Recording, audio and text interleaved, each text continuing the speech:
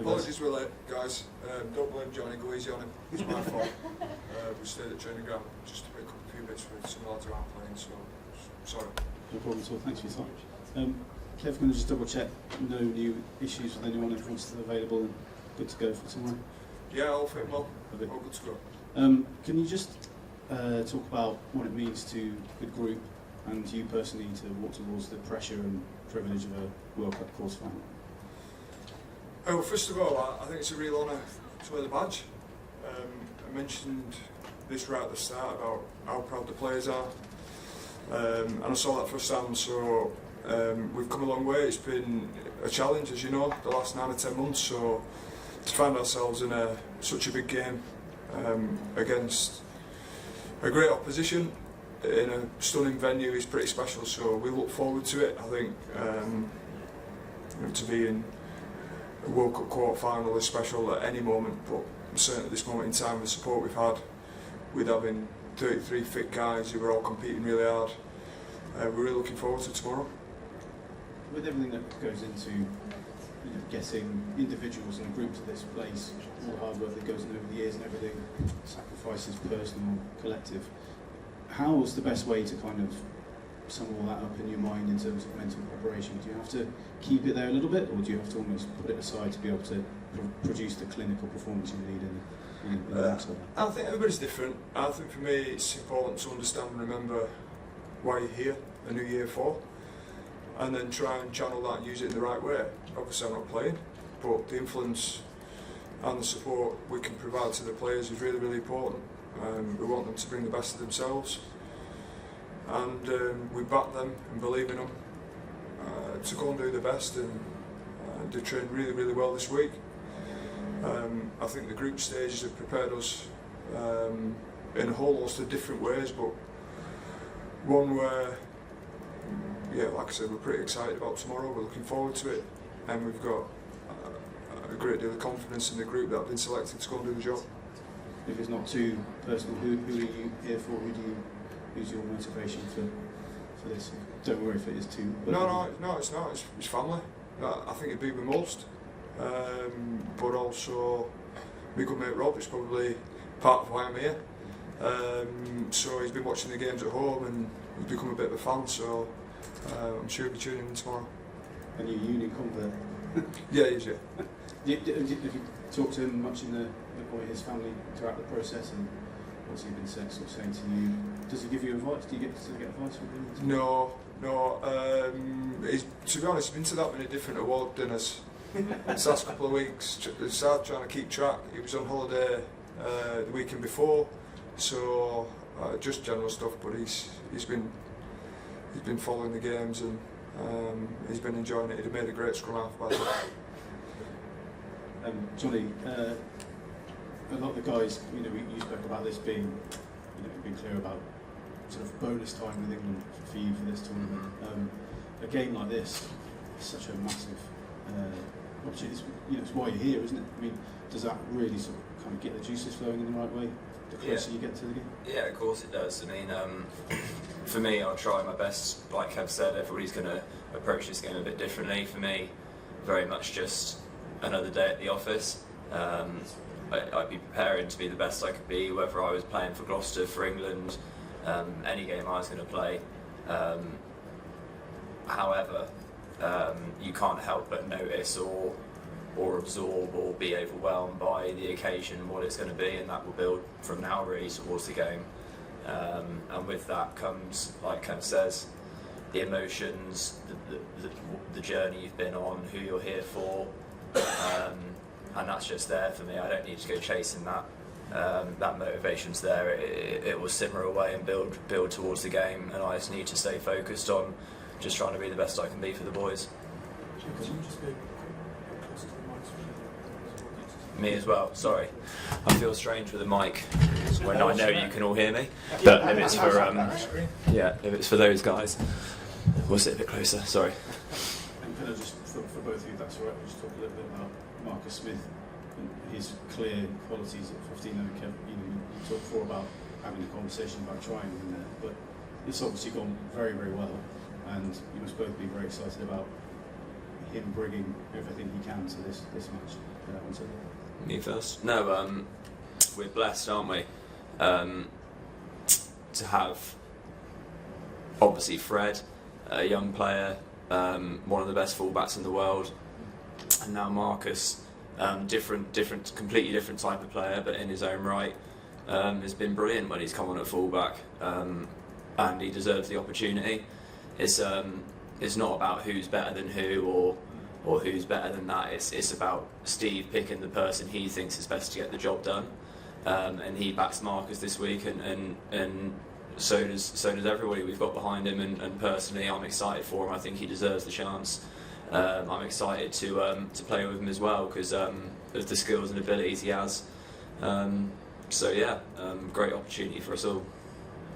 Yeah, just to echo Johnny's comments, I think we are extremely blessed in some positions, and we think we've got 3 fantastic 10s, and how we best utilise them has meant we've looked at marks in a different ways, you know.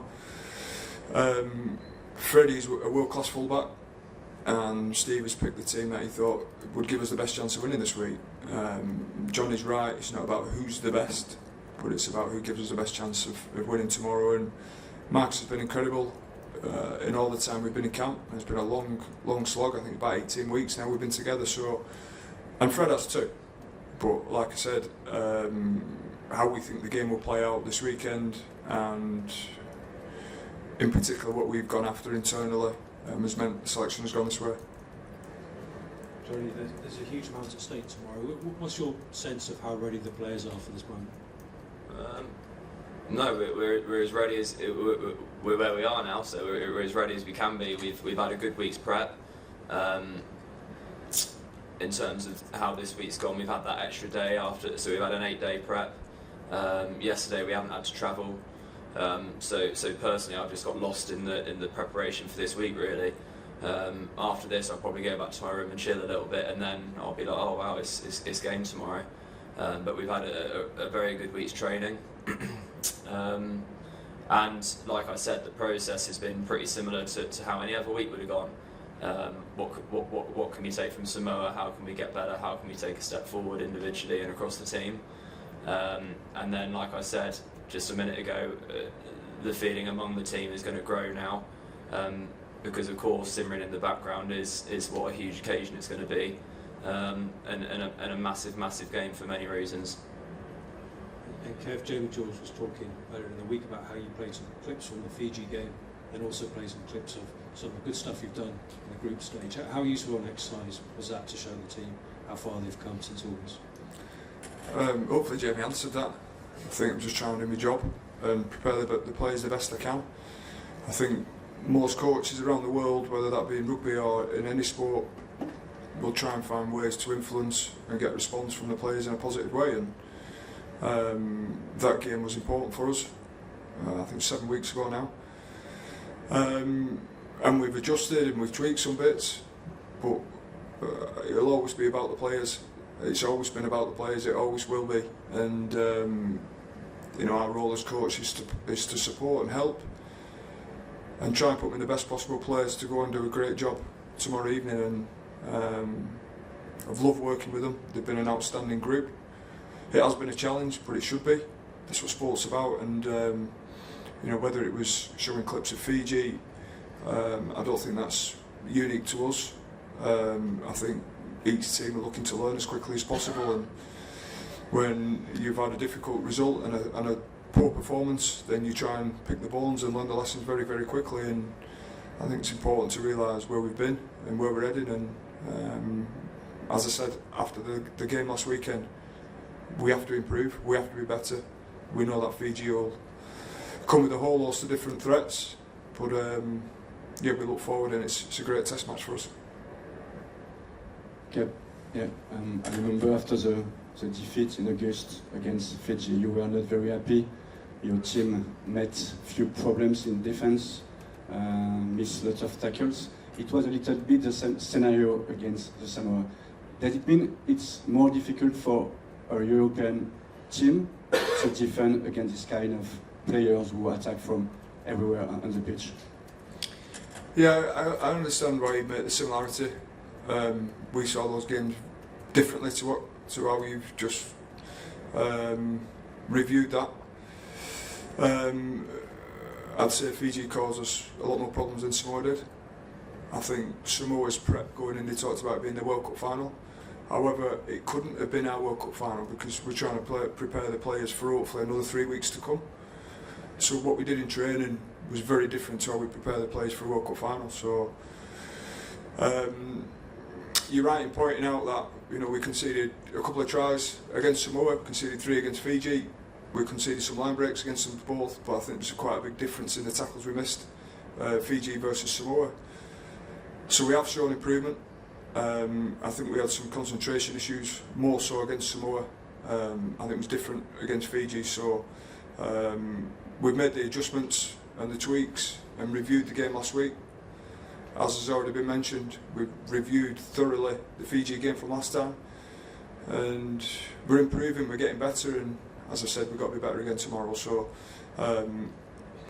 certainly, I understand why you asked the question, but probably view it a little bit differently too.